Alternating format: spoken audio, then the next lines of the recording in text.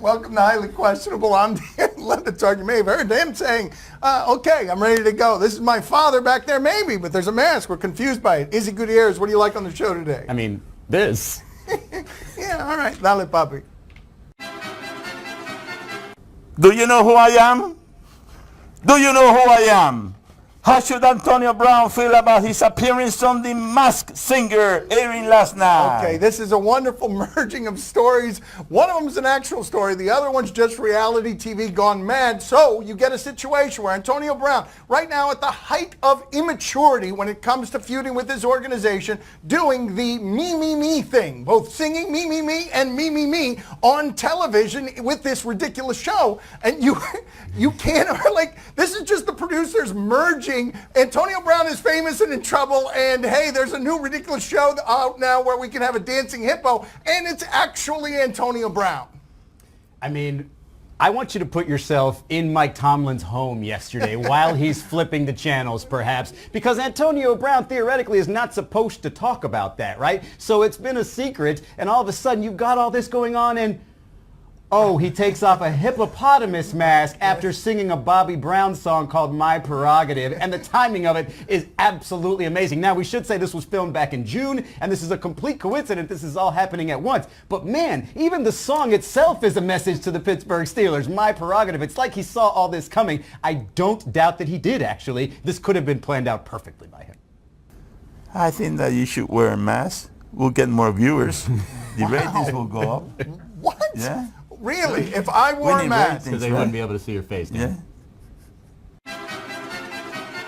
How should the NFL handle Reuben Foster now? TMZ is reporting that Reuben Foster's latest incident with domestic abuse, all the charges have been dropped. And this is a tricky thing all the time. All the time, he said, she said, ends in exoneration. It's why the legal system is no good at handling this stuff. It's why the NFL is even worse at handling it. It shouldn't be the morality police around this sort of thing. Why?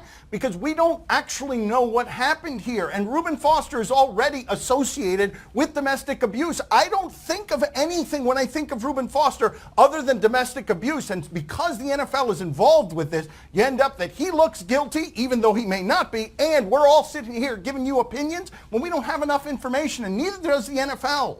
Yeah, and that's the situation that the NFL has put itself in. Like you said, if you're associated with domestic violence, then they're going to have this sort of pressure to punish you somehow. And now this is Reuben Foster twice with the same woman allegedly being associated with domestic violence. So it almost feels like, especially with some of the precedent that they've had, that they have enough to go ahead and suspend Reuben Foster, even though the law might not do anything going forward. And I don't know who's going to say anything negative about the NFL if they do, because again, this has been twice now with Reuben Foster, but this is the kind of sliminess that you get even from the Washington football team, where they took a chance on Reuben Foster and said, if he gets prosecuted for this, if there are charges, if he's guilty, he's gone off of our team. But secretly, they're over here going like this because they've now got a first-round talent in their laps because these charges were reportedly dropped.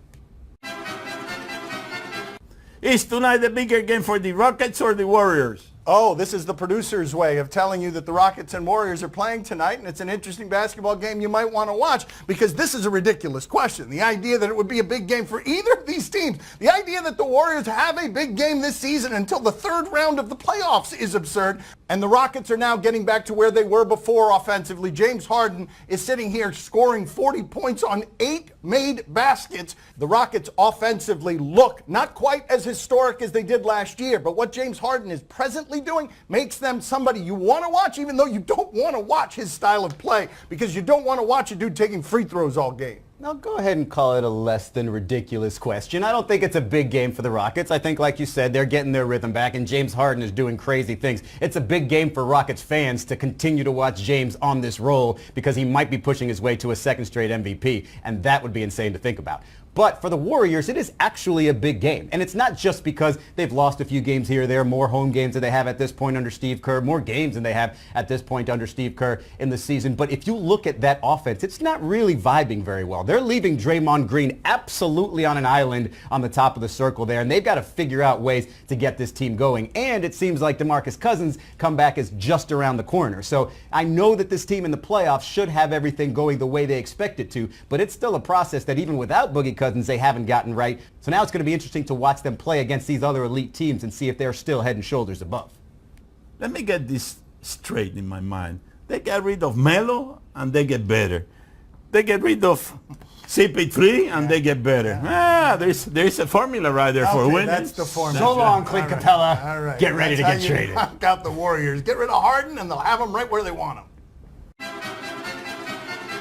Are the Pelicans better off keeping or trading Anthony Davis? Alvin Gentry was handed this precious thing, which is this young star in development getting better. How do you figure out how to make his team better? And over the last few years, all of us know that Anthony Davis is a top 5 player in the league and maybe your first overall pick if you were picking from young contracts.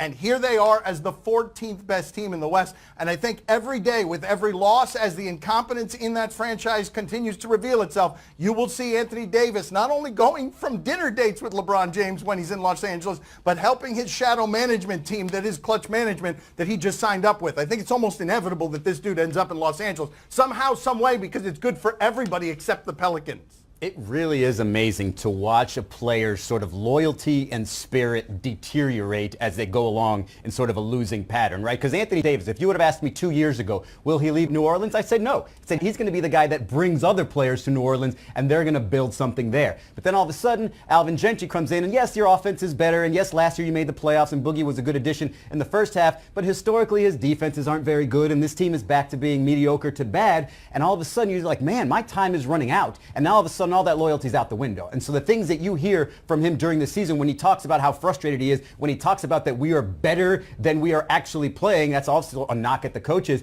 It goes to show you that anybody's going to get tired of this, and Anthony Davis is going to be the next Paul George, the next Kawhi Leonard, the next whomever that's just going to go from mid-major or small market to a big market just to win. It's not even an insult. It's just to win, and it says something about, I guess, the structure of the league. There's no incentive for Anthony Davis to go and play in the Lakers with LeBron. LeBron is going to take all the touches, and the guy is going to be standing there in a corner waiting for a ball to come to him to take a three, and then when they lose in the finals, or whatever it is, but if they don't make it to the finals, he's going to blame Anthony Davis for the loss because he always does that. That's precisely why the Clutch Management team is going to get him to Los Angeles, so someone else can be blamed. Going to accidentally call him Kevin. That's $1 billion empire they're protecting. Should the Spurs fans boo Kawhi tonight? Kawhi, I don't know why my father insists on being the only person in either America or North America continually referring to a star basketball player as Kawhi. But this makes regular season basketball in that sport interesting. All of these dramas, the Spurs fans are entitled to see this drama around the silent star who wrecked their season last year. He was villainous and now he's coming in as the ex with a hot new partner, and you look at it and you're mad about it if you're the Spurs because he took any chance you had in the Western Conference with him, and he took it out of the United States. I'm not sure what the Spurs fans are going to do, but I kind of feel like they're going to boo, which makes me want to think about DeMar DeRozan in this situation. Poor DeMar DeRozan. Like, all those fans are going to be booing Kawhi Leonard so hard, and he's going to be thinking, why? Because you got me? I was a superstar in that other country. I made the all-star team all the time, and I'm over here dishing out assists like I never have in my career because coach wants me to, and you're booing because you have me here? It's going to make him really sad, and I kind of don't want to see it. And then LaMarcus Aldridge is going to just be wandering around. Are they still booing me? Is this about me?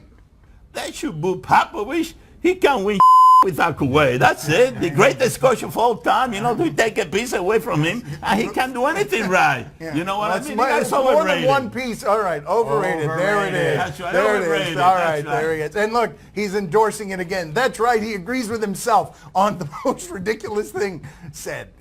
Unfiltered. I said it. Oh, there it is. That's Unfiltered. right. I don't have to hide behind anybody. That's right. it. Popovich He's is overrated. There it is. I don't have to hide behind anybody. He was wearing a mask earlier. Papi has spoken. Yes. Poppy versus Popovich. Coming up next on Highly Questionable.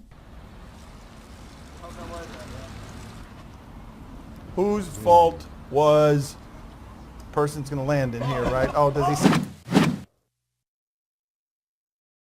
Play the game that is easily distracted. What were we just talking about? Do you question? You give us topics and events and we question them. Do you question if this block was worth it? All right, we will go anywhere in sports to find the shame. And so now we go out to Division III, and we are being told that this is simply North Central College. We don't know North where or Central to where. It's just North Central College somewhere in America. Is this block worth it? Oh! Did he hit his He face smashed on the... his face. Oh! Oh! Ah. Good God! And he was still elevating when that happened. Okay. Who is this kid, and All right. why is he at North Central or wherever division this is? Now, hold on a second. Hold on a second. The producers really put in here the question, was the block worth it? Would any one of you in the world watching this program say that it would be worth it to get a block in a Division III game in North Central when you hit your face on the backboard? It's the most TV time he's going to get playing at that school. You know, that's a kid who really loves defense. You know what I mean? LeBron, if you love defense like that kid, you got to do something like that, or better yet, you got That's to how hit that you'll backboard prove it to harder. Poppy Yeah, what I that mean? you're That's the a way you do real it. You know? superstar. You know, that's right. Go ahead and that's Go right. ahead, He's do it. agreeing with himself. We're waiting for you to do it. Do you question whose fault this was? Okay, fault is the word he was going for there. It sounded a little suspicious, but he was just making me laugh because the producer just told us in our ears this story just involves fault and fire. And we're like, yeah, let's go.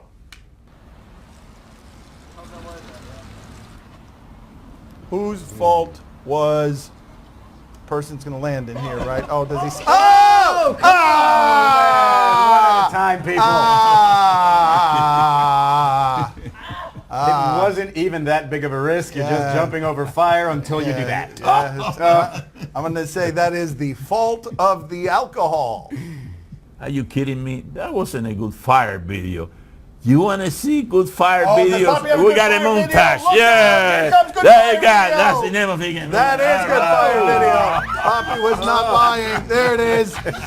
Yes. Oh, look, a fire montage. Bang. Where is that? Bang. My father early with the bang there. Ah. There it is, of course. Some sort of chicken thing.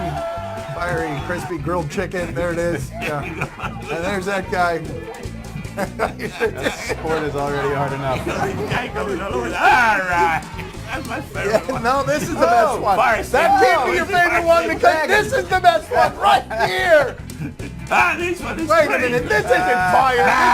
No, this is a different category. No, this is things in the pants. No, different category. The Dear Devil in Morocco. Wow. Do you question being fearless? My father just repeated what the producers said in our ears, which is a daredevil in Morocco. That's all the information they gave us. Let's check in. Oh, no. This guy. Come on, man. Is it the same guy? What do you mean the same guy? Is this, What do you mean we've the seen same guy? videos like this before. Is this one guy that's famous No, for this? Or? all the other guys are dead. All the other guys who used to do this. Spoiler alert. Oh, you, come on, man. You can't trust green pipes, dude. You cannot trust green bars. Green dirty bars, not with your life. Nope. No. No. No. No. For the love of God, no. This is just giving me Come anxiety. on, man. My stomach hurts. Oh. Oh. Come on. I have never appeared weaker on television. Come on, man. Come on. It's not that important. Oh, look at his buddy. yeah. Cheater! Cheater! What's he doing up At there? least hold the camera, man. You know, I don't really know how scary that is, you know. I have seen a video of guys, you know, surviving a fall like that. You have not. Yeah, sure. Watch it. Oh. Ah, there we go. Oh. There we go. I mean, He's okay. happy ending. Yes. Bang. Thank And you, then he got up Poppy. in no That's time. right. Look at That's that. right. He did get up in no time. That's right. After walking his work, Hotel on beautiful South Beach, Miami. Time to play the game that we only work 3 days every week. See? Oh no. 3 days, 1 day. How about 1 day a week? Just Fridays. You tell us what to watch on television tonight. We tell you if we're intrigued. Tonight on NBA League Pass, Nuggets and Kings. Young, fun teams. My father has an inexplicable love affair with the Sacramento Kings that runs across 8 years at this network. He's obsessed with them, and now they're actually pretty good. Poppy, the best player for the Nuggets, what's his name? Nicholas Jakovic. Not bad. I mean, not good either, but let's check in with him. He's the evolution of the sport, and that's not his name. 20. Oh, behind the back. Yeah, this is just a montage of passes. I mean, definitely a pass. That was definitely a pass. It did look like a spasm of some sort. Seizure, perhaps. Yeah, he's absurd. Yeah. Danny used to pass like that when we played together. I tried so many fat guy passes like that. That was exciting. Look at these two guys. Excited. Izzy, are you intrigued? I am, but for a moment I want to shout out a name that sounds kind of similar, Yusuf Nurkic for the Portland Trailblazers, who recently had a 24-point, 23-rebound, 7 assists, 5 steal, 5 block game. Woo. That's never happened before. Total side note. These guys are all 8 seeds, by the way. How does that happen? Poppy, are you intrigued? Oh, see, I'm very intrigued. Are you kidding me? I'm rooting for the Sacramento Kings because they're right there with the Lakers. They're just a game and a half behind the Lakers in 8th place, and they got a couple of guys there. One of them is the Aaron Fox, and the other one is Buddy Hills. These two guys are the real deal, the total package, and they're fast. They got a fast team. They're going to kill LeBron up and down the court, this way, right to the left, right to the right. That's up and down, up and down, up and down. They're going to kill LeBron and all those guys in the Lakers. Mark my words. Kill them? That's right. They won't be able to keep up with that offensive pace. It's unnecessary. The murdering of the Lakers is unnecessary. Tonight on NBC, the Titan games. Poppy, Dwayne Johnson, University of Miami, The Rock. My father likes him a great deal. He does a lot of different stuff in a lot of different venues. Now it's exercise, and now it's here. Look at this, the Titan games. New exercise and athletic competition. From the beginning, I wanted to... Man, he's been milking that eyebrow. That's the biggest movie star in the universe right there on an eyebrow. Izzy, are you intrigued? A little bit, but only if the winning contestants then have to fight The Rock at the end of the game to escape alive. Yes, I'll always stop on a show like that. Poppy, are you intrigued? Oh, the robe. Reach for the robe, man. You got to reach out for the robe. Excellent advice from a man who hasn't done anything athletic since the 1970s. I thought he was talking about you, Dan. 60 days in jail, you mean? Going undercover? Wow, man. Oh, yeah. Tonight on A&E, 60 days in. My father was muttering under his breath there, who the hell wants to go undercover in jail? And that's what this whole show's premise is. Basically, people volunteering for jail, and then we televise it, and they're pretending to be inmates. How does that go? Probably not very well. I mean, right, my father does that. We're in on any sort of prison stuff. It's going to be terrible, though, when one of those contestants gets shivved, and that's put on television. Izzy, are you intrigued? Here's a great idea. Let's make prison more difficult for people. Poppy, are you intrigued? Oh, see, I'm very intrigued. I'm going to give you the benefit of my experience. When I was in jail, you know what I did? This is something that I did that you should do. You go to the toughest guy there, and you go and you face him, and you face the guy and you tell him, you protect me, I'll do anything for you. That's right. That's what I'll do. I'm one piece back here, buddy. That's all the time we have for today. Thank you for watching. I can't believe that he was in prison and he did. What did he do? What did he do in prison? You do what you got to do to come out one face. You were made on the conjugal visit. That's right. The bourbon. Mom smuggled in the bourbon.